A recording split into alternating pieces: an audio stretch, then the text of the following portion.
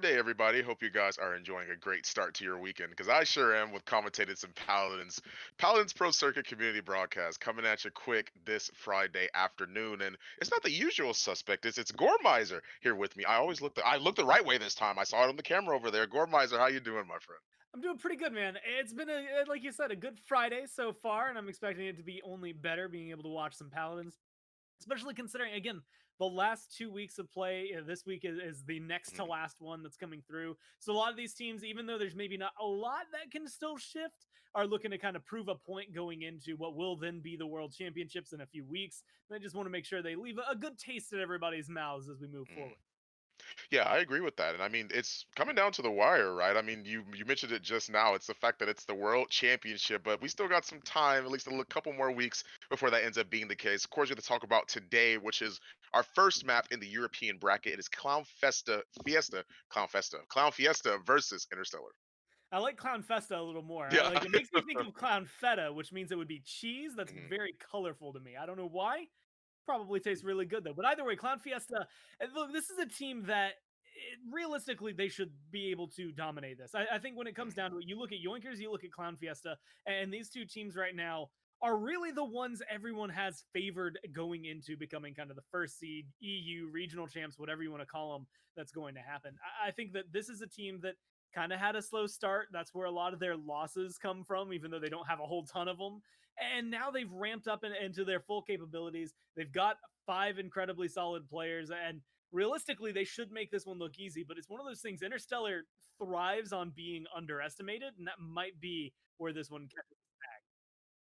Yeah, it seems like we can go a little bit over the map bans for right now. It seems like Interstellar have gotten out of the way Warder's Gate and Shattered Desert, while Clown, on the flip side of that, have actually banned Jaguar Falls and Fish Market. Jag out of the mix here. Interesting to see that. That's Yeah. typically a map teams love to play on. I think it's one of those maps that, like you said, teams love to play on, but because everyone plays on it, there's that weird mix of, well, like, okay, you already know what you're going to be able to do here. Like, you already have a strategy for it. If we just lose outright, it could be a 4-0. Like, it's very snowbally. Mhm. Normally, that's where we see Frog Isle get banned out for the same reason. It's just a very easy 4-0-able map. But the fact that they are taking out Jag, I think indicates that maybe they wanna take us somewhere else that's a little out of the ordinary. Yeah, it seems like we're going to start things off on Ice Mines, what Krezzik is telling me. So let's head into the picks and bans. Interesting map to start things off with. I, It is I out of the mean, ordinary. it is definitely out of the ordinary for a first map pick. I mean, we've seen it here and there, but it's not a map that people are jumping to pick first, right? Typically it's Jag, typically it's Bright, but since one of them's gone, they opt to go for Ice Mines here. What can we sort of expect from this map in general? Like, what kind of picks do we foresee happening since this is a first game to start off?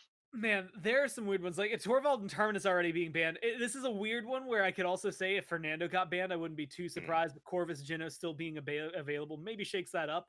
But Canessa works really well on this map. Strix is mhm. sometimes played here. Dredge works well here. Bomb King is a personal favorite of mine. Like this is a map that opens up some different blaster style, and I'm wondering if specifically Clown Fiesta will be able to bring that kind of play style out for us, specifically because of the fact that we've seen their flexibility in the past. And any other map, because of how we've seen Alex perform on it the last few weeks, I would start pushing for a Mave. But because it's Ice Mines, I'm going to go ahead and pull that one back into the pocket and let him go on to whatever he wants. Zin might be a popular option and probably something Clown Fiesta could look to run here as well. It seems like they want to pick the Makoa first, and Clown Fiesta actually banned Corvus and not Genos. That's typically a character we see first pick a lot, but Interstellar opt to go for the Makoa here. I typically see Genos in the ban column over Corvus. Genos being allowed to live here, especially on Ice Mines. You just mentioned we have a lot of blasters that can now be brought into the mix, but it seems like that blaster is not going to be the usual. It's going to be Eevee. Con Eevee is how we're going to start things off on the side of Clown Fiesta and Genos unpicked in It's not. general. That's It's weird.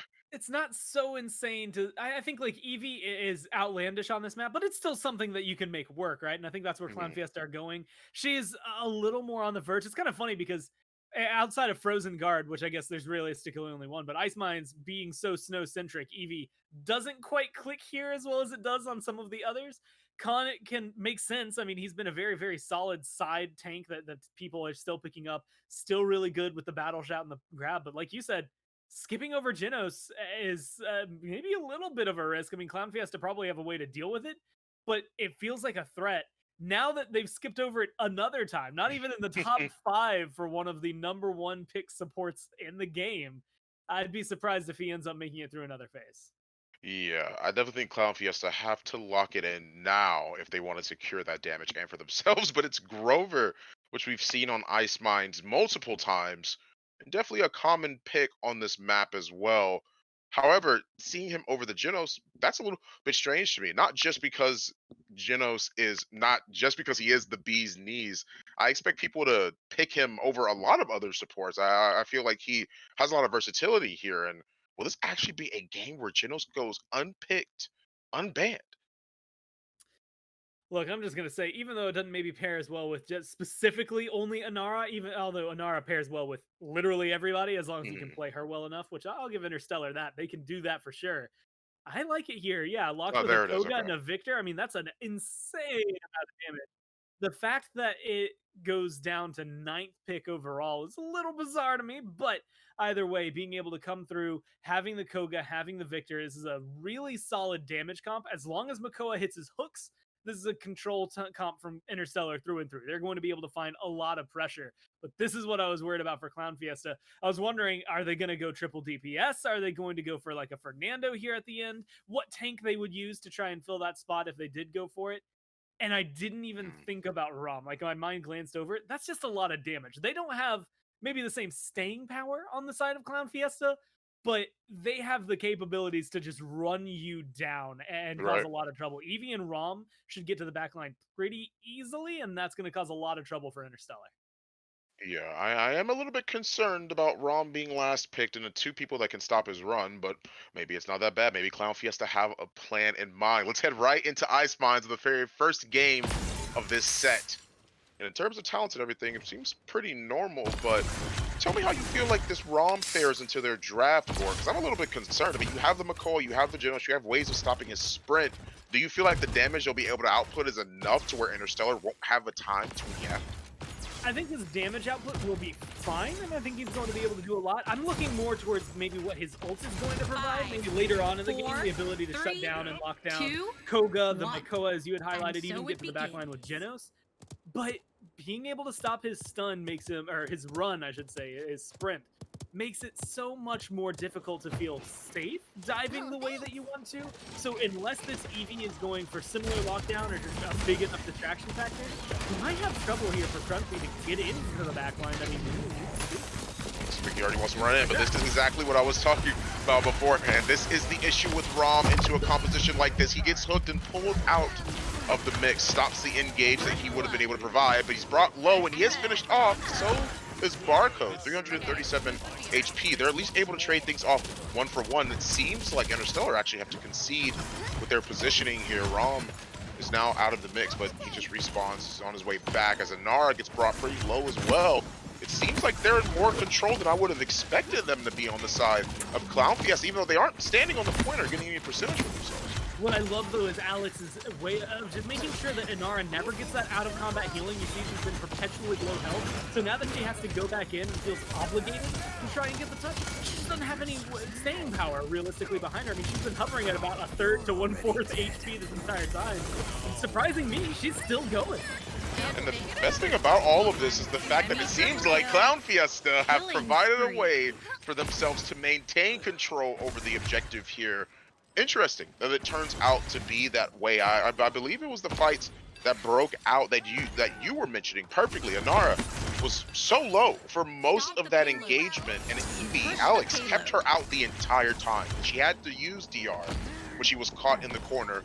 Every time when she was about to push out, she was already too low to even contest, so it just allowed them to make use of this. Barrage goes out, manages to find some of the back line, but Fayflight, the ROM moving in, you have too much that you have to deal with. Genos getting chased down here. It's going to be a double kill for Ninu. Drops the dead zone, but Koga's not going to feel that one. However, the rest of his team will. He's the only member surviving. Barcode has to find a way to escape out of this one. Yeah, surprised to see Barcode, I mean, with arguably the lowest health bar, I think, on their team, being the last one to stay alive through that engagement. doesn't last much longer. Stop banning BK doesn't have a lot of options now that he's left the base. He's gonna have to run around in here. Who wants that high ground? You can see running up the stairs, takes him out of combat for a little bit. The field is moving pretty far and pretty fast for Ice Mine. Something Interstellar are gonna have to adjust fast, and they really have the help bars behind them to help them keep going. Dead zone gets dropped on Snaze and forces out the shell spin. Cruncy gets gripped, but it doesn't quite matter because he's still in a good enough position to wreak havoc in the back line. There's no DR for Nara, and no one else available to touch. On the side of Interstellar, Clownfiesta are going to make this one a 2-0 with the Ice Storm and the Overpower in the back pocket. However, Interstellar got some good ultimates of their own. I mean, you got the Ancient Rage, you got the Seismic Crash, you have very good counter-engaged sort of ultimates. It's up to who uses theirs the most effectively, considering they only have 2-for-2 ults in general, with some others on both teams being built up in the mix. Yeah, I think this is going to be a more explosive round. I have to watch realistically where this barrage goes. Stop banning BK. It's not often that you get to the end of a round and you don't have that ready, so that's kind of an interesting dynamic for Interstellar to approach. But you have the Seismic Crash and the Ancient Rage readily available. Both of your tanks with that kind of survivability is going to be solid. Then having Clownfiesta on the other side, you know, like you said, a couple of ults immediately ready. Exentra has a get rid of anyone on the other team free card if he can land his ult. That's always the biggest if, but it makes it an instant 4v5. This Khan at the very beginning, he's the impact player, especially if you lock down a tank. It seems like Khan's getting some distance over the left-hand side here. Rockhouse is holding by himself. Eevee moves in, but may have overextended as Alex is going to get punished accordingly. He blinks in, doesn't get the manages to go down. They also missed the overpower, so Exentra is in a bad enough spot. They use the whirlwind to try and see if they can catch up to Exentra, see if they can peel him out of a bad situation, but that doesn't seem to be the case. Void Grip directly on the run means that he's going to be caught back in the back line. Use the Cataclysm as well. They aren't going to find much of anything. They're just Hail Marrying their ultimates here, Gormizer and Interstellar have taken control over this objective and have the comeback mechanic. They'll be able to, it doesn't look like they'll be able to have touch either. It's all of that with a Cyclone Strike. They didn't really have to use anything on their side to make sure they got that. As you had said, they just kind of find that good hook at the very beginning, good from Snaze to be able to pick up something like that and capitalize on their positioning. Once you lose that EV to kind of be the spearhead to push the rest of the team forward, it fell apart for them, and kind of all sorts of different engagements going on. Now you're getting your phase flight that's finding itself a kill, a good separation, and pulling back of Interstellar is causing them a lot of trouble in terms of getting the payload for it. And with a couple of kills like this, Clownfiesta have a little bit of time, but I just, I don't know. It's one of those things that comeback mechanic, it awarded you the point. What can you do afterward with it? If Interstellar don't get a really good clapback here, I don't know if they have much hopes returning the game to a winnable game. Either in the long run, just trying to see exactly what they could be going for here. As it seems like Rom gets caught out on the too much of an overextension on the side of Clownfiesta. They're trying to move in, of course, trying to keep them back. Just their job is to stall right now. They don't want them to move in. They blink in and they come right back out into a hook, and allows them to cement themselves the kill. Barcode manages to find another. Exentra is only able to kill one, but there's 4 that are still remaining that are happily returning back to the cart on Ice Mines and getting it going. As Veal has a Seismic Crash. There's a lot of people that have ultimates on the side of Interstellar, so Clownfiesta have a task ahead of them, an uphill battle, as some might say, to try and hold this. Now the pressure. That's going to be mounting from this a really good Seismic Crash, a good Ancient Rage, even a good Barrage at any point. One of the 3. Don't use all 3. Get one to get you going. Unfortunately, I don't know, Pond. They lose 2 people immediately, so I'm talking about it, a 3v3. To even be able to keep the kills even in trades always favors the defenders right here. Even though you're able to pick up a couple of kills, you're just going to be respawning, they're going to have control of the point. It seems like it's a double kill for Barcode easily. Koga is forced back. He's able to retreat for a little bit. His team's already here, ready to peel and heal him up. That way they can get back to the fray. But there's only 15 seconds on the clock for a Clownfiesta. They have to make it there, and they have to use Koga to try and touch. He's moving around on the side. Is now Victor. He's engaged in a battle on the main here. As they're trying to move in. They're running him down. Gets Void Gripped, and they have to find some sort of way out. Crunchy's just drawing attention. He wants to try and stop him, but no one. Actually, people were able to actually touch him with the car. And Veal's down there holding it down for his team, but they end up losing that engagement. Interstellar only have 2 members remaining, and they won't have that many more. If anything, they put up the wall. They're just trying to roll the card in as much as they can, but it's just not going to pay off for them. They're not going to be able to actually get the cart where he might want it to be. He gave it a good shot, and if anything, that allows them to end the game 3-1 with Clown Fiesta in the lead and only needing one more point to close out this first game. I mean, that's you always love to see someone putting that much effort into getting the payload going. I think that's insanely good. But it is unfortunate for them, right? Once you see that distraction factor, as you had kind of highlighted, it looked like no one was going to touch. And then by the time the touch comes through, ADC is bad is dead, banning BK is dead, Barcode was low, Snaze was low. Like, everyone was in such disarray after that that there just wasn't a whole lot to do thereafter. And so Interstellar, once again, in a position where they have comeback mechanics, similar ult charges as they had last time. The only big difference is now they're not going to be close on that Cyclone Strike from this Koga. So it might take a little bit to get things rolling the same way, but admittedly, they played off Clownfiesta overextending last time. They could do the same here. Seems like, for the most part, that everyone's taking their time, but the Fayfly might be the semblance of things to come as the dead zone gets dropped. He's eating a lot of damage. Beninu is going to go down here. Rom sprints right on through, finding some opportunity in the back line, using the Cataclysm to get the stun on Snaze, but even still, he's in a bad spot here. He might be able to take out Bar, go in the long run, but a good Void Grip means that he won't be able to get in the back as quickly as he may have hoped. They use the Ice Storm, they drop it, they find a 1-for-1 trade. They uneven the odds here on the side of Clown Fiesta, as in now 2-1 scoreline, with the Whirlwind being used to peel for Excentra. That way he doesn't get picked off. Genos does go down though. Interstellar are fighting back just as hard as Clown Fiesta engaged on them, but even still, with that being the case, Ninu finds himself a double, tosses Inara right back into his team, and makes sure that they close this out, this mid-fight out, effectively, and see if they can keep the zone for long enough so that way they can't make it back to the objective to contest.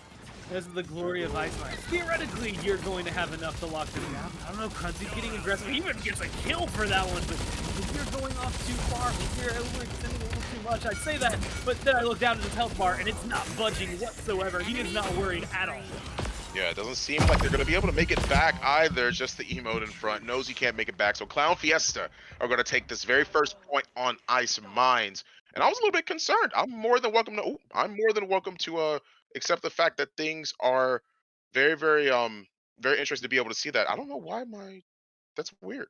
My camera should be okay. There we go. All right. Well, that works out. I do appreciate that, Kresnik, for being able to take care of that one real quick. I don't know why that's ended up the case. We'll figure it out sooner or later. But Ice Mines, I was very, very concerned about the ROM going into that matchup. It seemed like it worked for the long run here. I'm not too sure exactly why it was able to work out as effectively as it was. I think they just had the better aggression here. I think it was just so hard for Interstellar to try and respond. Yeah, well, when you look at what he was able to do, and you had kind of highlighted it, I think the right way, which is to say that he goes in, and if you have a lot of good CC to lock him down, Mm, then he's not going to be able to do too much. He gets locked away. But he didn't have that CC getting countered to him, and nothing was able to really lock him down. I think we saw a couple of times where the hook came out and it was well timed, or we saw the void grip come through and it was well timed. But there wasn't enough used on specifically Cruncy to slow him down, and as such, 50k damage gets to come out of it. But it's also that awkward moment. I mean, if you're focusing all of your CC on Cruncy, which they didn't do, then Alex and Ninu are getting away with everything, and Alex and Ninu still managed to get away with a lot. I mean, 10-4 as right. well for Excentra. That one kind of slips under the radar. The con of all things, having the best slash line, wasn't what I expected to see. Rivals and even Best's barcode there on the Koga. I just think that this was a damage composition that overwhelms Interstellar, because even if you get rid of one of the, let's say, 4 realistic damage dealers that's on this team, it's not going to completely supplant them and get rid of them, right? If you get rid of Excentra, Ninu and Alex and Cruncy are still there to deal the same amount of damage as Right. before. And so you don't slow them down enough with just one kill. You really have to overwhelmingly power them and knock them down, like you had called it. They got a 2-for-1 in favor of Clown Fiesta. You need that to go the other way for Interstellar in a draft like that. Yeah, exactly. And I'm actually glad that you mentioned the con as well. I mean, the slash line is not something we typically see of con, but I think that's partly due to the ROM that I was so concerned. about earlier. He drew a lot of eyes towards him, made it hard for anyone to really pay attention to Exandra. I mean, when did we see Exandra really get pressured? I mean, it was when Envio, aka the Anara, tried to step off to see if they could contest on the sides there. So, with that being the case, that obviously goes to show that Exandra pretty much had a field day, and it made it a lot easier for them to be able to take control of those objectives and win fights on the side. It's just a better look for him overall. And I think the draft was very, very indicative of that. I'm willing to take back the fact that I thought the ROM was a little bit concerning, especially since they just ended up winning. I mean, I was worried. I thought those two counters would pose a big problem for Yeah, and I guess lucky for Clown Fiesta there that they him. had nothing to worry about. I'm interested to see how they adapt to it going forward because that's where things realistically start to transition and change. Which is to say that if you're locking in Rom first pick on every map, or at least in the top two, there again are those counters available, especially if you let Genos come through. I think there's just a lot of ways that he could, like you said, come back to bite you, and a lot of ways Mhm. that maybe he continues to carry like he just did. Yeah, exactly. And I think that's what's important to keep in mind is the fact that it has been extremely important that things have been consistently moving forward with Khan because it's been a discussion in the community. People were like, well, is he really something to keep in mind? Is it something to be concerned about? Do we feel like the Khan here is something to really, really go for? And it turns out that it could still work. It still has its place and it's just as effective as it was beforehand. We can head right into the second picks and bans for game two as we go right into Ascension Peak, which is a map that is sort of returning here. Not a map that we see often and hadn't seen for quite some time, but thanks to Vora's Pact, we'll be seeing it a lot more. That's the yeah, the fun part, right? Ascension Peak Mm, coming back in. Look, I'm gonna tell you all the things I remember about this map. It's got a okay. really big point and two nice statues to dance around. I think Yes. Inara on this, like Mm, when it comes down to it, at least for the point fight, those are the things that you really want. And Inara, I think, fits well onto this because of her survivability in general, but then mm. also using those statues, using those kind of big entities to make sure you block. I also think I can't remember if it was yesterday we almost saw someone in North America, I believe it was, fall down into the well. Maybe that was in Yeah, that was like once. I do yeah, remember that being the case. fun factor that can come through with Ascension Peak. But there's also like some interesting dynamics. I mean, we've seen snipers on this map that have come Mhm, through and true. worked pretty well. I think. Well, I was gonna say this is a good map if Genos wants to come through, but he's gonna get banned away, so no one's gonna come be able to lock him in. But Eevee, Maeve, both big picks for Clown Fiesta. I'd even throw Ruckus in there as well. Three big picks that Clown Fiesta could lock in here that I think could definitely give them a lot of favor. Yeah, around this time last year, people were definitely feeling comfortable enough in the Strix to lock him in on this exact map. So I'm glad you brought up the snipers. Maybe we'll be able to see a little bit more of that this game. But with how Clown Fiesta start, doesn't seem like that's going to be the case. They're drafting Rom first, as that's going to allow them to, of course, be more aggressive. Some of what we saw last time on Ice Mines, and it's definitely something they'll be happy to return to. Interstellar are going to go for the Vivian here first pick, which is interesting that we didn't see her last game, but I believe that's because she was ended up being banned. I think they just didn't want to deal with her. Vivian's a very hard character to sort of try and counter, quote unquote. I mean, I'm sure Europe has something to say about the fact that they feel like Willow will be the strongest counter to Vivian, but that's neither here nor there. Vivian and Grover are going to be on the side of Interstellar, and I like how that looks so far. It gives them a lot of survivability. Well, hey, you ask and you shall receive. We get the Mave that comes through. Rom once again, and this time there's not as much to really counter him on the others. I mean, you might be able to root him with Grover, and by might I mean theoretically, as long as you hit your shots, yeah, that's a really, really good lockdown. Mm, But how consistent is it? You know, look at the right. cooldown. Look at how often that's going to happen. And you don't really, at least in my eyes, I guess we say this with Genos existing as well. But relying on your support to peel for your support is not always the best strategy. So I think Right. he's going to be in an interesting position over here for Interstellar to try and chase things down. But Rom, Mave, Ying, I'm already betting for Clown Fiesta just in Mhm. terms of how aggressive they can be with these three picks. And I will be honest, Fawn, I don't think they slow down from here. I think they lock in two more aggressive picks after this. Yeah, I mean, you mentioned the ruckus, and if we're going off of the logic of ask, you shall receive, that's the only other off tank I could imagine getting locked in, unless they want to go for the con once again, which is completely understandable. It's a pick that we see often, and they're going to lock in the Willow once again. Ninu on this Willow is something that we know all too well, especially from last year. So I can more power to him is what I would say. Hats off to them in that regard. It's actually going to be the terminus here. They want to try and Wow. stop Anara on the objective here. It's good to be able to see him in the draft and not in the ban column, but Makoa is going to take his place, so we won't see that we saw last time. But I do like the Terminus. The Terminus against the Anara is going to make it hard for him. Yeah, I like this in terms of, as you had highlighted, specifically against that Inara, a lot of the same survivability that's going to be able to go toe to toe with each other, both being able to go back to statues and use them and utilize them very well. So both have solid point tanks to take advantage of the size of this point. And Mhm. I'll be honest, as much as I like Andro, Shaw, Vivian, I think Willow and Maeve have so much aggression and control against specifically like the Inara, as well as for Maeve being able to find those trades on the side. As long as Alex is playing it, which I have significant doubts Clown Fiesta would give it to anybody else, then Right. things are going to be Mhm. incredibly good for them. Clown Fiesta's Maeve, and specifically Alex's, when you zoom in on it, is just one of the just best entities that you can get Right. in Right. Paladins. Like when you get to see it, it's a treat. He's always going to have a pretty solid KDA, and there's not a lot to slow him down on the other side. Between him and the Androxus, I know where I place my bets, but Interstellar still have a pretty good way of locking her down. Good burst damage in the Shaolin, good damage from the Andro. They might be able to find a way to shut it down. Well, this is game two with Clown Fiesta versus Interstellar. Let's head into Ascension Peak and see what they have in store for us. Vivian is interesting to be picked here because she's locked in first, plenty of DPS, plenty of damage, but we mentioned the Anara losing the Terminus, but that's a little bit of a harder matchup for Vivian, is it? It just isn't it too, because she has to watch a lot of these longer sight lines. Even with Booby Trap, there's a lot of damage sort of lost. Consistently 600 is all you would get from the Booby Trap, so that makes it a little bit harder to try and take some of those fights. This is gonna be fun to watch to see how intensely it can go through. I'm actually really curious, like looking towards what they have on the side of Interstellar. Let's go! Very specifically zooming in on like the Grover versus Ying conversation, where the healing can come through. Grover on this map can be solid, but I want you to look how disconnected all of these fights are and how difficult, at least in my mind, like, yeah, you can have a really, really wide blossom range, but it's not going to cover everybody. And I think that's going to be the big challenge to overcome. Ying, granted line of sight until she has the ult available. Gruncy moved into the back line, try to see if he can get an early pick for his team, but he's only going to be the one that's picked early on the side of Clown Fiesta, while the percentage has not stopped rising for the boys in red, as they have 42% already up and on the board in less than 2 minutes. Accenture gets caught out, and it's hard for him to make it back into the objective to even see if he can try and stall him for a little bit. He's going to get taken down that next second. Interstellar in heavy control here. They started off early with making sure that the Terminus was over there to try and stop Vivian, but it doesn't seem like it really did much. Interstellar even find another pick as they capture the objective.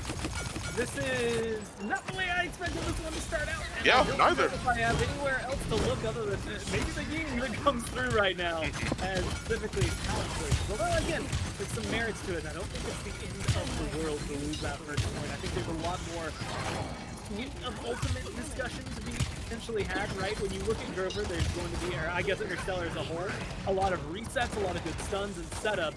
But when I look at Fate Flight, game changer, Midnight, game changer, Reanimate, really good if you could time it appropriately. We've seen some really solid ults, some really bad term ults.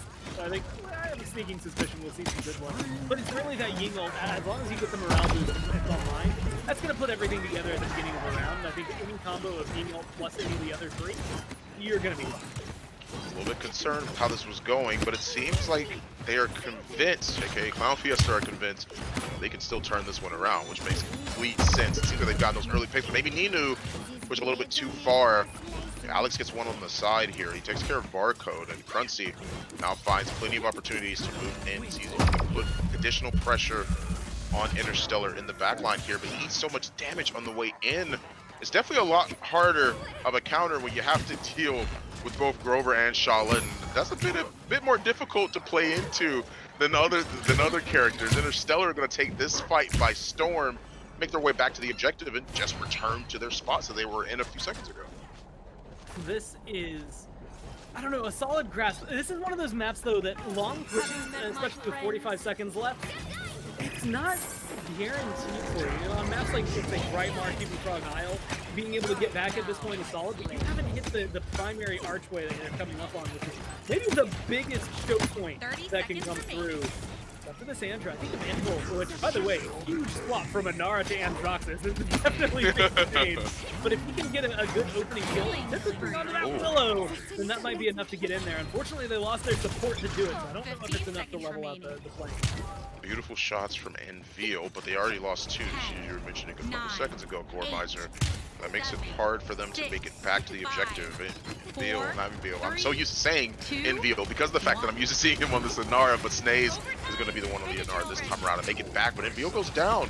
He caused a touch for the overtime, but all they did was body block the Inara from making it back to the cart. That means that Clownfiesta have defended this cart successfully off of the back of what seemed to be a very scary start for Clownfiesta. Interstellar are going to be the ones that lose still at the end of the day, and they're going to tie themselves up 1-1. Is the Vivian really doing much here? It doesn't seem like it. She's getting held damaged by both Shaw and Willow, and I think that plays a heavy role into how that Terminus is acting. So, yes and no. Like, I think she's able to do a ton against the tanks, and honestly, that's why I would love her here. As against Rom, I think against Xintro here on the Terminus as well. She has a lot of damage output, so it's a lot of ways to be able to just take down and shut down tanks. Unfortunately, it only goes so far. I mean, there's also technically the hit scan versus Ninu matchup, but I think between Ninu as well as this Maeve, she's not going to be winning that. And so unless you get your feet really planted under you, I don't know that we're going to get to see her do too much, especially depending on her Sentinels and their life and survivability as it is on their own. So we trust, once again, start things off with the Juggernaut. This time around, he's going to be in the same spot as before, but Ninu's here to help once again. Envil, it's making that hard for him, though. The reversal up on top of the roof, and he's still going to get taken down. Vivian looking down at Ninu, making sure that she has those precision sights on lock.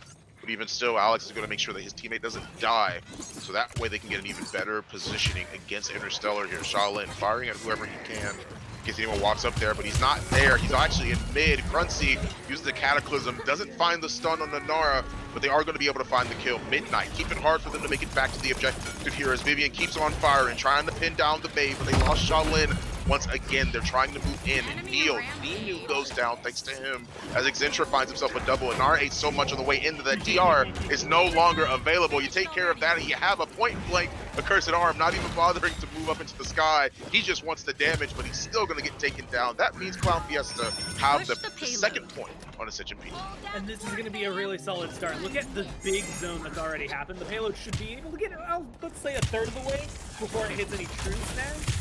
Then you're going to have to look at the follow-up to that. Terminus has the reanimate available, so it's really solid in fighting, especially towards the point in, like, let's say, overtime or anywhere near the end of this book. But also, and they already hit it, the Illusory Rift to try and keep the healing coming, although it's not helping out too much right now. Seems like they are at least able to get a kill, but they're trying to focus down on Ninu. He doesn't find it. Maybe a little bit too much of an extra punch right there. Wasn't what they were expecting. And Ninu still isn't dead. They're trying to see if they can pick him off, but Alex finds that opportunity, takes it in stride. He finds 2 kills of himself, while Ninu makes sure he deals with the Inara. So a minute and 40 still on the clock here, as the card is about more than halfway to its final resting point this round. As now Vivian gets bursted for most, if not all, of her health. It's so hard to fight into this team, if anything, because of the Willow, that you can't group up, and you have a Grover. How do you not group up? Yeah, that's the the downside, right? Again, the Blossom, you can get a massive range on that. And honestly, I think it should favor them here in the courtyard because of how big it can be. But like you said, if you're not grouped up, if you're not in that small area, much like Barcode wasn't, you're not getting the heal. And that's the thing that this Illusory Rift is going to be able to bring outside of that. I think the King's going to have more consistent healing late game as time goes on. Now, Whirlwind giving the reset is at least going to give a breath of fresh air for Interstellar. Maybe even a chance to slow this down. Oh, they got a good cripple axe as well. They use the Heat Haze to try and move in. They find 2 kills. No! What in the world? Okay, did Cruncy knock him off? Is that what happened? That had to be it, right? There's no physical way that he jumped off himself. That happened, Chris? No, you can't be serious. He didn't actually just jump off. That had to be Rom, right? 30 seconds. Oh, okay, cool. Okay, Chris clarified. It is Rom. Rom did knock him off. That's what I thought happened. It looked like he just jumped off, but I was like, he doesn't jump that far, that easily. I'm like, there's no way that he jumped off like that. I like the idea though, if we could just 15 revisionist seconds history remaining. this and say that he just tried to do the Shaolin hop thing and then just accidentally jumped off. I don't know. I think it'd be funny. But like you said, knocked off really good control, I think, from Crunchy, being able to utilize the dash in that small area. 2, Make sure it goes 1. be able to get this touch spawn. They're going into overtime. It seems like Ninu actually got the kill onto If they get Nara, another double, which I'm means that, but still, even that being the case, I mean, BK has still been in control here. He manages to get the kill on Excentra, but he's finding the damage, which is enough for Clownfiesta to really make this work for them. Seems like Enveil's trying to move to the back line, but he ate so much damage from that. Will Excentra res here? I don't think he will. I don't even think he really needs to. The Illusory Rift is enough to keep him alive. Same thing can be said for the Whirlwind. They just made it back. He's going to res because his team's here now. He has an opportunity. The reversal goes up. He sends it back at him. But even still, that's not going to be enough. Excentra goes down, but so does Ninu. The whole 9 yards. The kills are checkerboarding. And when the smoke clears, what will happen? It seems like Anara goes down, and no one else is going to be able to contest. That means Clownfiesta make this a 3-1 against Interstellar. Yeah, I've seen a lot of people, at least in the chat, mentioning they've been on the fence about this ROM pick, but I think Crunchy is showing you why ROM can be incredibly solid. Like, he's just so difficult to burn down, even with a comp specifically built to burn ROM down. It then leaves everybody else on your team available, right? And I think that's what Crunchy's doing, and that's something he's done for literal years of competition. It's he's chosen the pick that gives him the amount of merit that you necessarily need in order to either pull all the attention your way, and if they don't look at you, you're going to get something done. He is able to do a lot in this offense, a lot of good damage. 2, and realistically, he's got a good healer behind him. I mean, look at that gap in healing, 114,000 to 75,000, and that's without having an ult coming up in this round. I think Volca is going to be able to exceed that limit even further here. Might even be able to double the Grover if they have a good round. Wants to the back here. He has the accursed arm. Who's going to be his target for an opportunity? He finds Excentra, manages to use only one of the charges. That's going to be enough to allow them to get the kill onto Excentra. Means they won't have a touch for a while on the side of Clownfiesta. They are forced back here. They're all moved up in this little area. They are fighting against Crunchy though, but it is still a Vivian. The cripple goes out and they stop Crunchy from pushing in. Volca manages to get killed as well. Same thing for Ninu. They push in with their Vivian. Even though they did go down, they still get the kills here. Midnight is what they need to use to see that they can force something onto Grover, but he gets blocked by Enveil. So good. The body block is going to be enough to eat the pounce, and he gets healed back up immediately. Looked like he didn't take any damage from that, barely any because of the heal from Grover, but that's going to be enough to pose a problem for Clownfiesta, especially since they weren't able to get the kill. But it seems like Crunchy is still able to touch. He goes down, but Ninu finds himself a double. Will this be the turning point? The seedlings get tossed out. Everyone's put up around the corner. They know that. They want to try and see if they can provide anything for their team. They do! That's going to be great kills on the side of Clownfiesta. Now the only one remaining on the objective is Snaze. He uses Earthen Guard, tries to see if he can live for a little bit longer. Seismic Crash goes out and finds the stun and Cursed Arm as well, trying to see an opportunity to find anything. Overtime, it's still hanging on by a thread right now. If Clownfiesta manages to leave this objective, they are still going to go down, but the fake flight is how they want to continue things, and they force them off. They gain control, but they lose Crunchy in the process. That Whirlwind being such a big reset as well, but they keep staying low. The kills are coming out. If Ninu goes down here, that might just be it. Like you said, 99%. You have to stay here forever. And Excentra, I mean, he doesn't have reanimate. He doesn't have enough. Seems like he tries to at least use the Siphon to stall for a little bit longer, but yeah, that overtime timer was, as you saw, it was freaking out. It was holding on by a thread at that point, so there was nothing much they could do about that. They ended up losing the engagement, and now Ninu seems to be on the hit list for Barcode, right? Once again, as he tries to move in. They use the Illusory Rift as well. He dashes right on through everyone, knocks him up in the back, and it seems like he wants to go for Grover here. So Grover has to hop his way out, buying grips, and manages to escape, but not for long, as he's still in line of sight enough for Crunchy to get those last hits on him. Beautiful Siphon to peel for his teammate here, and they actually lose the trade because of that. He manages to pounce out in just the right amount of time. Beautiful peel from Excentra. Now, this is one of those moments, especially with Crunchy getting as aggressive as he is. By the way, they're on defense here, in case you were wondering. Like, Crunchy dies there, but it's so long in order for them to get back to the payload that you're going to burn, at minimum, if everybody loses, which it looks like they are, 30 seconds, I would say, for Interstellar to just get back and start pushing forward. And buying this much time on a push, especially on a map like Ascension Peak, it's slowing things down profusely. Plus, all the while, I mean, look at the ults that charge up. Crunchy got his, Excentra got his, Midnight's up. Soon enough, Ninu's gonna have that fake play. They get everything they want. And now they're in a very tricky spot. payload and a nice wide open on the ramp. They've got the low ground here for Interstellar, which is never an advantage. So Clownfiesta should be able to continue this amount of stalling. Even if the payload gets to moving forward soon, it's not going to have an easy time breaking that archway similar to last round. Burst them down pretty heavily. Have plenty of people on the side of Interstellar really bringing out all the stops here. They look like a totally different team from how first map went. Ice Mines slipped away from them, but they're not trying to let Ascension Peak follow the same sort of pattern here. Frontsy sees his Juggernaut, moves back into spawn. The card is still rolling.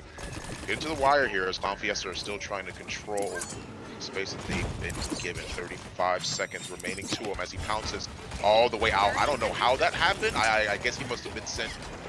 Just dimension hopped a little bit, if anything, if you're May. I'm not sure how that actually went through, how he dashed that quickly and that much distance, but even still, Crunchy in the back. Okay, I think after a certain amount of time, okay, I get it, right?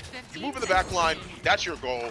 You want to try and create space, but I don't think you keep doing that after a certain point. It hasn't worked out for them. It doesn't seem like it has for a while, and they're going to end up losing Alex on the tail end of that. All the respawns are going to move. Oh, person don't succeed.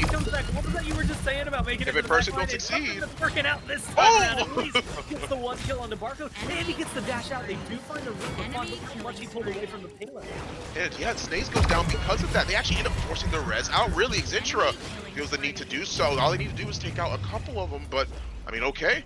They felt the need to use the reanimate. That's going to be a huge damper in their ultimates. We're definitely down on the ultimate economy here, but don't sleep on some Midnight and some Illusory Rift. That's definitely something that could have a huge value here that can help out the rest of the team. Ninu, though, with that Faithlight, is going to make it hell for them in the back line, just like he has been. And that's why he's leading the top of the damage charge, 123,000 damage, and then some, right? I mean, that's the type of performance you want to see from not only Willow, but from a caliber of player a caliber of player that Ninu is. That's something to be expected from him. Yeah, I mean, it not only expected, but he has Faithlight, so this is the interaction that went wrong last round, which is that Snaze got incredibly low, but I believe the dead zone was thrown a little further away from Snaze, and so Snaze was able to back up into a whirlwind. If Ninu can use this Faithlight, find a good dead zone on top of a whirlwind that's getting a Nara that's getting whirlwind as opposed to a whirlwind that's getting a Nara, you have to lock them down enough to just get rid of that tank and they don't have that much name. Well, they've already got 2 kills, and that's a good look for how Clownfiesta have been sort of falling flat for some of this game here. They want to keep in mind they are still they are still a very, very good team and a force to be reckoned with. They're not going to let Interstellar sleep on that sort of knowledge, as they have a good zone, keeping them from getting back to the point at least a little bit easier. Dismounts have been made to find a way back in, but Anara actually is mounted up and still pushing in. She might actually be able to make it back, and she will, as Enfield and the rest of them see if they can try and provide some sort of opportunity for their team, as everyone's sort of returning back to their positions. It seems like they're holding on for a little bit. We're able to touch as Anara goes right back on. It causes it that deployable goes out. The wall is going to get crashed down, if anything, thanks to the Cataclysm, as they move all the way over on the right side. You don't have a tank. What do you do here? Ninu eating a lot of damage, trying to get melted. No one else is able to touch it. Clownfiesta, great shots from Ninu to keep him out. Boca even helped him out a little bit there. Clownfiesta make this a 2-0 over Interstellar. Great map and even better plays from both of those teams. It seemed like Interstellar had the lead for most of that, but then Clownfiesta, they just snatched it right back. Just good shots at the very end there from Ninu as well. Like you had called it out, but I mean, also like bouncing around, Vivian just can't quite keep the lockdown on that Right. Willow. And I don't know that it makes a big difference if Vivian stays alive there or not. She's so low health otherwise that maybe you win that trade and you know, you stay alive for another 3 seconds and then eventually die. You had a lot of damage on the board, but not enough to really, I think, drive it home. Ninu able to kind of top the charts. He was 123 going into that round, so does another 12,000 damage during that mid fight. Very solid play, I think, from him. The Illusory Rift as well. You had mentioned the deficit in ultimates.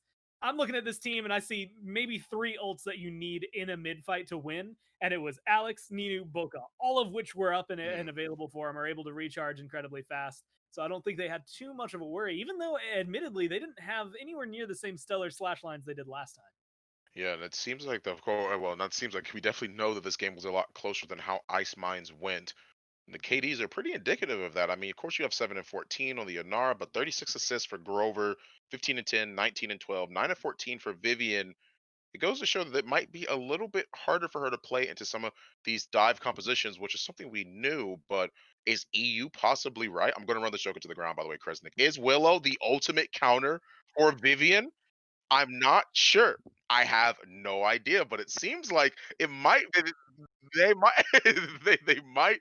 They might actually be onto something, man. I don't know. I don't know. Might be a little bit hard for Vivian to play into that. Look, I'm just gonna say, if Europe's onto anything, and it's a weird thing because they've dropped it, but I want to go back to when they were like locking up Ruckus every game because like Yeah. Ruckus was really good and no other region was picking him, and I don't know why he's disappeared here. Like Torvald came Mhm. in, took his place in the bands, and then they were like, "Well, yeah, maybe we don't want to pick him anymore," and so things have slowed down on that front. But I do think, and this has been kind of historically true in Paladins for the most part, the European players Mhm. tend to be the ones that well, they come out on top, guys. I think we had what North America here Right. this past summer, and then you go back to Envy's championship, and it's primarily North America, or just all North American there. But Right. otherwise, you look at Navi, you look at NIP, like you look at the bigger champions throughout all of that time. Go back to what Pinto when they won their summer Mhm. finals as well. There's a lot of European players. They got them big thinkers in their head on it, and they do things pretty well at that. Well, it seems like we're heading right into what could be the final game. Interstellar's last chance to put a point on the board. We're heading to Frog Isle, baby, as we get right into the picks and bans of this map. This is a map where I expect to see the snipers banned out. Now, do they take precedence over characters like?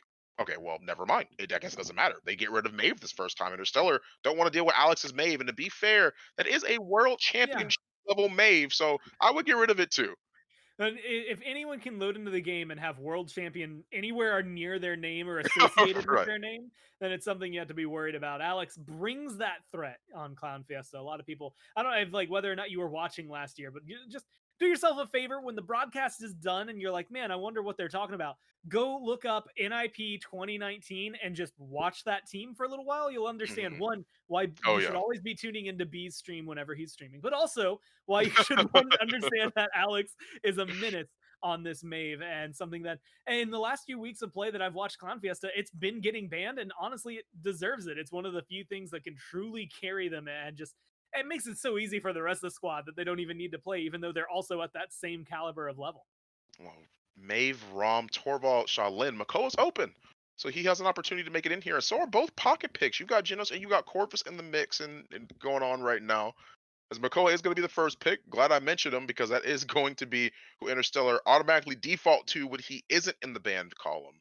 And Clown Fiesta have more of an opportunity for themselves to pick freely. Might even get one of the two pocket picks. I just realized we're at Pog Isle this time around. I'd Oh, say, oh yeah, in that's a good my point to eyes, bring it's up. because look, hold on, Mhm. pause. It's one of the best maps in the game, but also Right.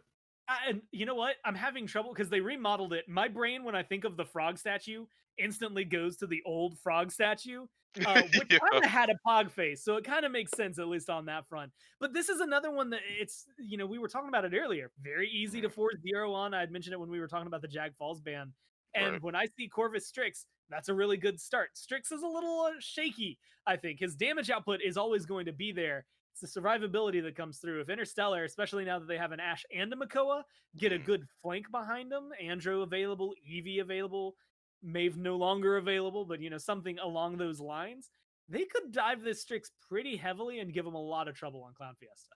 I agree, but then you have to play into a Con Fernando, and that's no easy task, especially if you are Ash. More so, talking about the Con than the Fernando. That's definitely a stronger counter for her.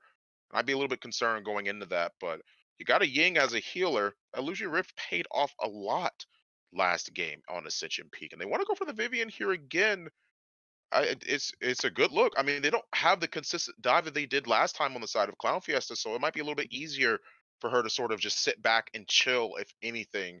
It's a good look so far on Interstellar side. I think they have a lot going for them, but I'm a little bit worried about the lack of damage. Yeah, this is so let's roll back to, Whoa. fall winter of okay.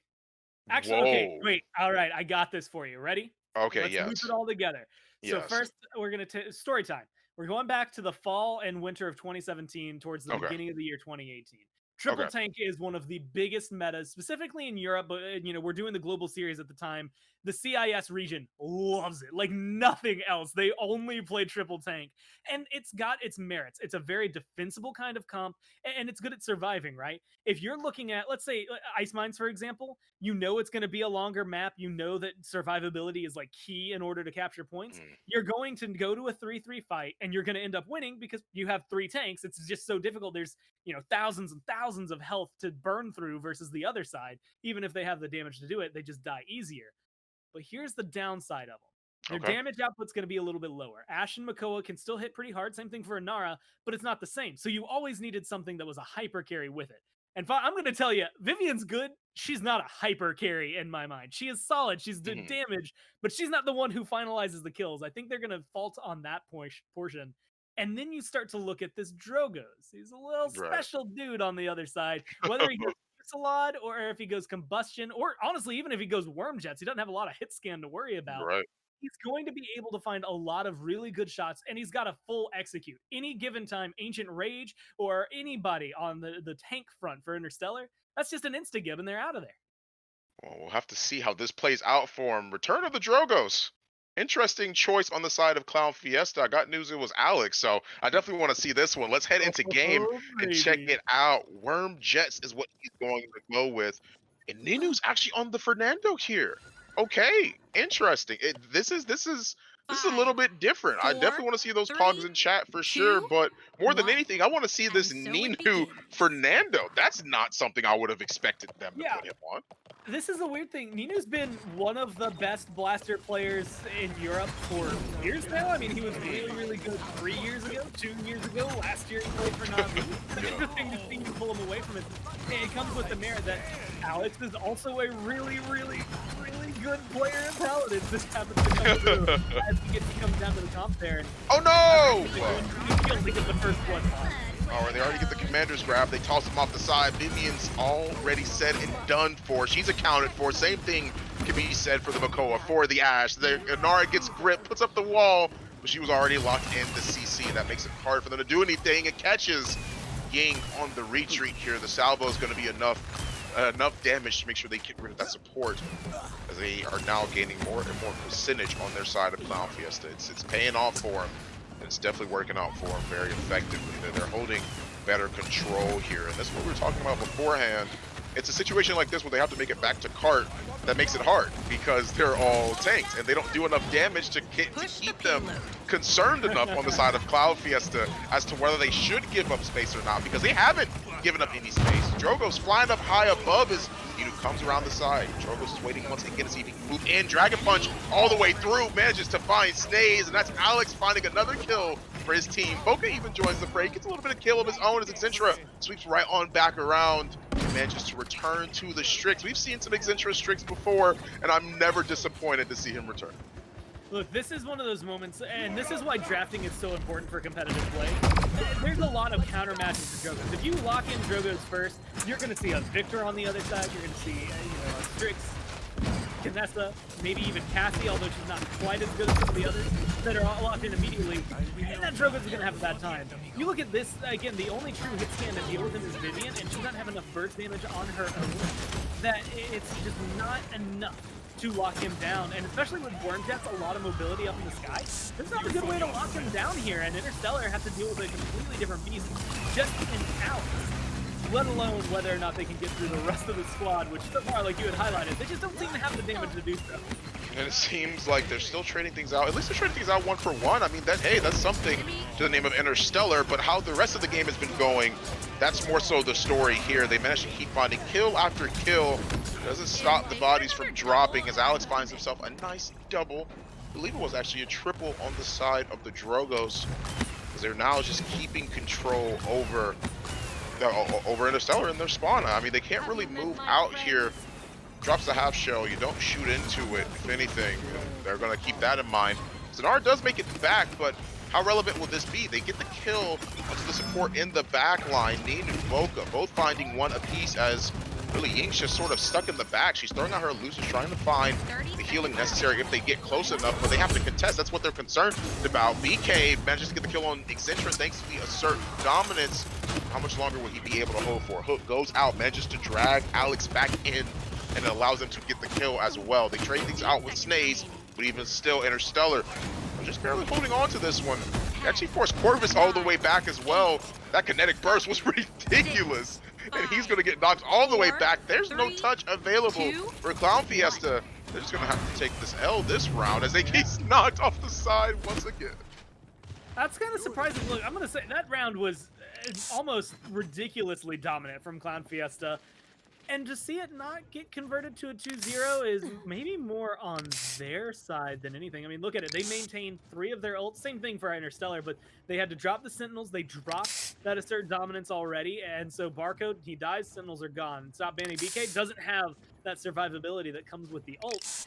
Whereas Alex, hey, Dragon Punch is almost available. That seems like an awfully good counter to something like a, well, let's say an Ancient Rage that could be out on the board. Same thing there. Cruncy has the ability to toss someone like, I don't know, maybe an Inara off the edge of the map. There's a lot of really good from Clownfiesta that I think is going to give them the right amount of counter and just good play that theoretically should give them this mid-fight pretty easily away from Interstellar.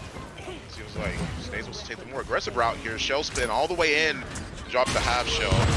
He's going to pop the Ancient Rage a little bit earlier than possibly suspected. They're just going to back up as the Dragon Punch gets used. That's ultimate wasted. Oh my goodness, that was the overpower. Okay, I just got scared. That was a kinetic burst for a second. I was like, how did he knock it back that far? But it's not. That's not what it was. It was actually just the con ultimate, proving exactly why it's such a strong ult. A guaranteed pick on maps like this where they have those edges and it's hard to make it back, especially without your ultimate or any sort of movement ability. They get the kills, they get the zone, and they get the damage onto the incoming players that are going to try and stall this out against Clownfiesta. Hook all the way up into the sky. They pull Alex down, and they get the kill. And this is going to be kind of, again, surprising to see if they can get back. Barcode with a kill onto Alex is a good way to open up an engagement back onto the payload, or onto the mid point, I should say. A good stun here might be able to solidify him. But look at the 93 to 39. You can die, relax, get maybe a drink, and then still come back in for Clownfiesta here. There's plenty of time to work. It seems like they're at least able to garner percentage on the side of Interstellar. This is what they want. They're taking control over the situation. Hook goes out and manages to miss on the con. Now he's going to try to see if he can push in. He wants to touch. Crunchy does make it there, and they cause the overtime touches. Now Ninu can now make his way onto the objective here. Shield gets broken almost instantly. And he has to step off for a little bit longer. He moves in the hook directly on Alex as he pulls him in. Doesn't find the kill, but does find the damage. They're still trying to hold on to Shield broken. Once again, he just made it back onto the point. He's going to die on the way in. Xentra manages, thought he touched, which is exactly why that was the case. I saw him move up. He wasn't in range. He's going to go down. Same thing for Alex. Ninu. Xentra's going to try and find a way to escape, and he's taken off the board as well. Unfortunate for them, as now Interstellar take the lead. They break the tie and make this a 2-1. Good shots as well. This is a great way to start on Frog Isle. Look, it's almost the, I want to say, opposite of Ice Mines, right? Where like losing the fight around a mid right as it gets faster can give you a little bit of potency, but you know, normally you're going to be met with strife anyway for the push. This is the other way. I mean, look how aggressive they already are from Interstellar. You're after them. You're locking them down. You're ready to knock them off the map. I mean, this Drogo's going to have a little bit of a trouble time, I think, just hanging around on the side. The downside for Interstellar, again, comes down to whether or not they have the damage to keep this amount of pressure up. They can lock Clownfiesta down in the face perpetually, or if, well, something like this will happen on the other side. Seems like Ash wants to shoulder bash her way in. She wants to smoke. She definitely wants to try and see if she can find a way out. Tries to jump off the side, but still going to get killed by Xentra. That's more credits in his back pocket and doesn't allow Ash to give herself the death that she may have been looking for. They get the kill on the Ying soon after that as well. We have a minute and 15 seconds on the clock. Interstellar do have time to make it back to the cart, but not when you lose another member like that. You lost them on the way in. You get the kill at least, and you make it hard for Ninu, but the assert dominance, they felt like that was necessary to use. That's going to be a very, very huge damper in the amount of ultimates that they have. That assert dominance can be very, very big, and the best combustible, good rockets, even better combustible has meant the kill onto Ash as Interstellar. They are making their way back to the cart slowly but surely, but even still, they lost a couple members on the way in, and even they have to drop and use some cooldowns. I'm just going to keep my eye. 43 seconds left. Plenty of time to work with if you're Interstellar on Frog Isle, so you can still get this conversion. Even if it goes into overtime, you're not sweating it because of how close the payload is. You gotta watch the old flashbang was just used on one side, certain dominance on the other. Not necessarily an equal trade, definitely a bigger investment from Interstellar, but it looks like they're going to get a bigger payoff should you keep this going. Now got a illusory rift in response to the Dragon Punch. It's a 1-for-1 trade. And already it seems like they are still rolling the cart uncontested for the most part. They managed to take out one tank, but that doesn't matter when you have 3 of them. You lose one frontliner, you still got 2 more. It's pretty much the norm of anything. They do manage to make it back on thanks to the projection. Boca is going to make it back, but he uses the ult to try and see if he gets some DR, see if he can make this work for him. But MVO goes down. You got one more tank remaining, and another one that just made it back onto the objective. Stop banning BK goes down, but Snaze is still here, ready to fight. If anything, tossed off of the cart. If you only going to try and roll back on, doesn't seem like that's going to be the case. They're just going to concede it anyway. Smart move on their behalf. You tied things up 2-2 on Frog Isle, and you make it look good doing so. The only thing they don't have is the Dragon Punch on the one side. About to have a certain dominance at 82%. It's one of those ults that you can kind of round up to start to say that it maybe is going to be there soon, but also you're lacking what I would argue is maybe the biggest ult for a triple tank. You've got tons of health bars. The only thing that makes those health bars even more ridiculous is the illusory rift, right? If a Ying ults on a triple tank, they're going to survive through damn near everything at that point. So this is a good control, I think, for Interstellar, or I'm sorry, for Clownfiesta to be able to come in and wipe the floor with him again.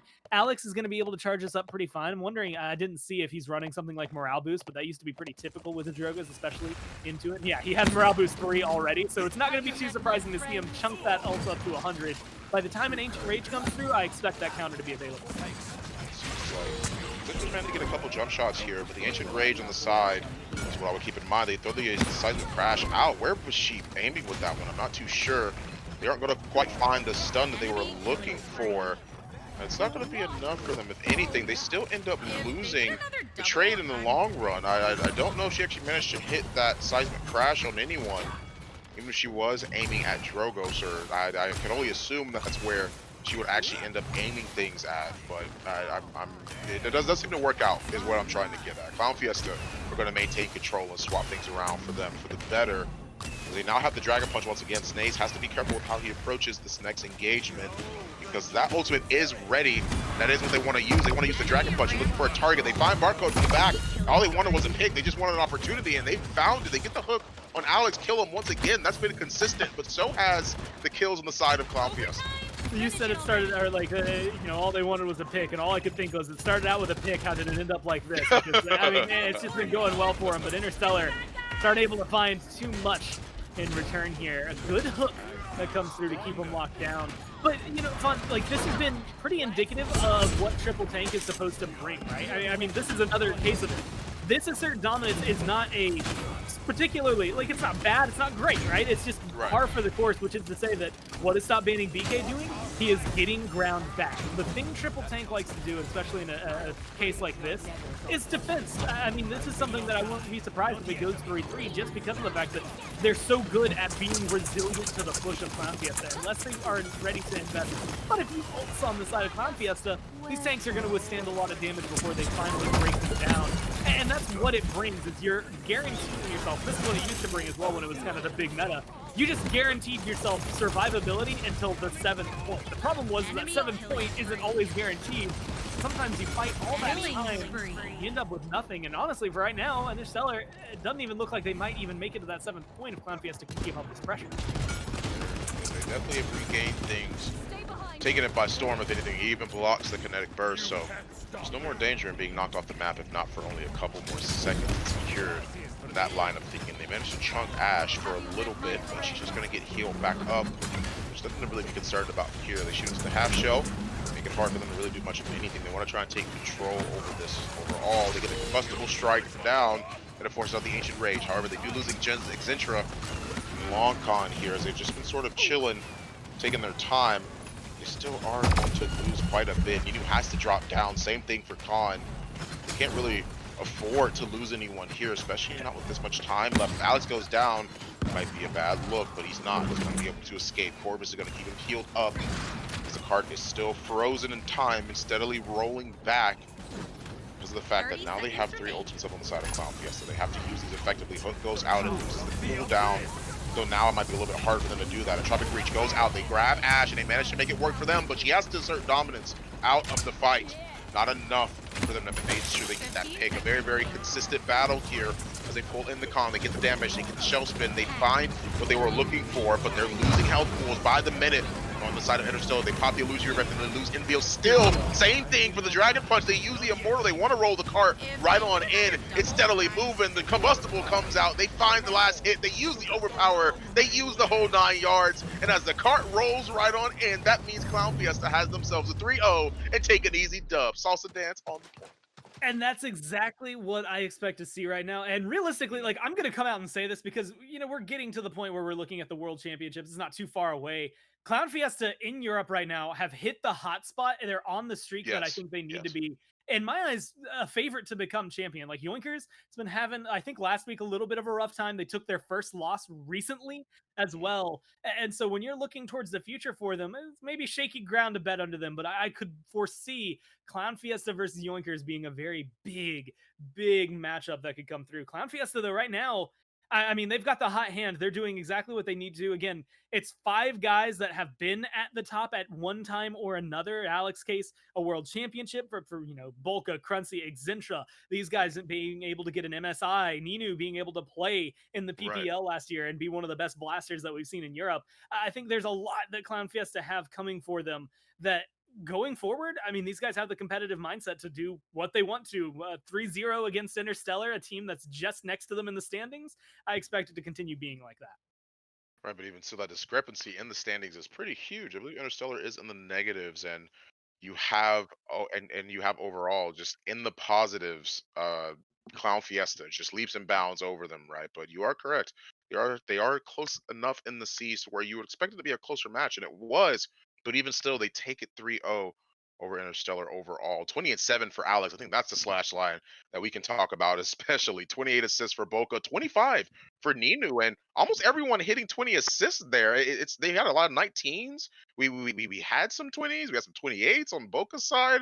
I mean, that's the type of play not only you love to see, but it's just the fact that they have that many assists. That means they were alive for most of that fight.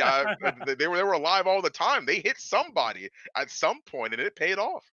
Yeah, I think that's the biggest thing again. And when I'm looking at this, and now we're looking what I would argue is into the future. Going to the last week of play, I can't remember all of the European standings, but I don't think there's a lot of movability. I think yesterday we had kind of talked about it. I think Chroma Space and Celestial is a big one, and depending on how that goes, Chroma Space needed a 3-0 to kind of close the gap between them and Celestial. And so how that continues going is going to be big for them. But I think Celestial play tomorrow. However that goes could indicate that. That's the only real changer, I think, going forward, at least standing wise. So realistically, all these teams have to worry about is going into those championships and wondering, can I come out on top? I Right. think if you are, you know, Interstellar here, maybe a little bit of work to be done. Go back to the VODs, review what you can. If you're Clown Fiesta, do the same thing, just do it a little more confidently because you know that you're Right. coming out on top. Well, I mean, a good set overall. That's all Europe. That's all that we have for Europe for you today. But you guys are a Brazil fan. I got some news for you right after this break. That's the region we'll be heading to. Stay tuned. I'd fly